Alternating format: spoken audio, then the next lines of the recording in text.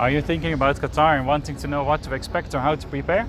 Then watch this video, because I've packed it full of 10 things you have to know before coming to Qatar. And we're gonna start right now.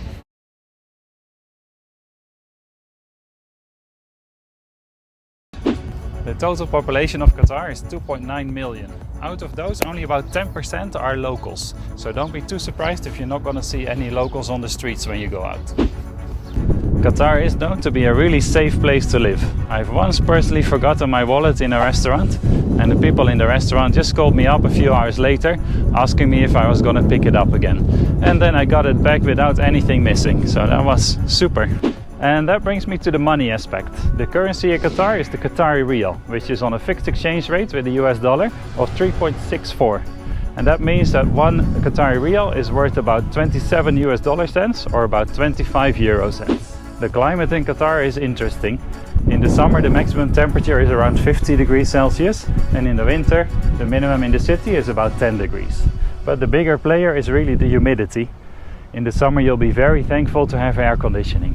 But in general, I always say there are 8 months in the year that are really nice to enjoy outside, and then there are 4 months in the summer that are a little bit more challenging because of the weather. When you arrive in Qatar, you'll land at Hamad International Airport, and you might have someone there to pick you up. But if you're not that lucky, you can take a Carwa taxi. It costs around 50 riyals average to get to the city center. Or you can take one of the bus lines. Some but not all lines operate 24/7. The cheapest bus card you can buy costs 10 Qatari riyals for 2 journeys within 24 hours. And the other option is taking the Doha metro. A single journey costs only 2 Qatari riyals. But keep in mind the metro operates only between 6 AM and 11 PM, and on Fridays only between 2 PM and 11 PM. And Uber is also available in Qatar. Qatar is of course a Muslim country, so you're expected to dress modestly, covering at least shoulders and legs in public. If you are a lady, there's no need to cover up completely. As long as you do go dressed out modestly, covering at least shoulders and legs, you should be fine. And that brings me to the point of religion. If you are Muslim, of course there's plenty opportunity to practice it.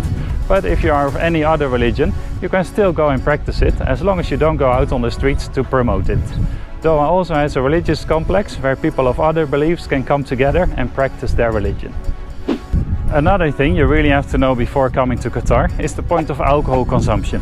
Alcohol is certainly available in most of the bigger hotels, but not in many standalone restaurants. But if your job is above a certain level, you'll be able to get a clearance certificate from your employer, and you can take that to the QDC to register for a membership, and then you'll be able to buy alcohol for your personal use. Being a peninsula surrounded by water on 3 sides, Qatar is also an amazing place for water sports. Kitesurfing, boating, sailing and fishing are just some examples of things you'll find a lot of opportunity for. About some of these sports I already have videos on the channel, and I also have many more to come. If you're worried that the blockade in Qatar has put things upside down, I would say don't worry at all. Of course the blockade has an effect on maybe the prices in the supermarket. They've gone up a little bit, and there are certain travel restrictions in place, but the direct effect on life is very small. In fact, since the blockade, Qatar has actually become more self-reliant, starting to produce some of its own food supplies, and that's of course a really good thing. And that's it. Those are the 10 things you need to know before coming to Qatar. On my channel I regularly have more videos coming out about Qatar and about kitesurfing, paragliding, sailing and travel. So it'd be awesome if you would subscribe, and then you'll be part of the next videos. Of course, if you enjoyed the video, also don't forget to give me a like. And just a quick reminder, anything in this video is just my personal opinion only. Alright, if you want to leave me a comment, I'll be sure to get back to you, and I'll see you soon in Qatar.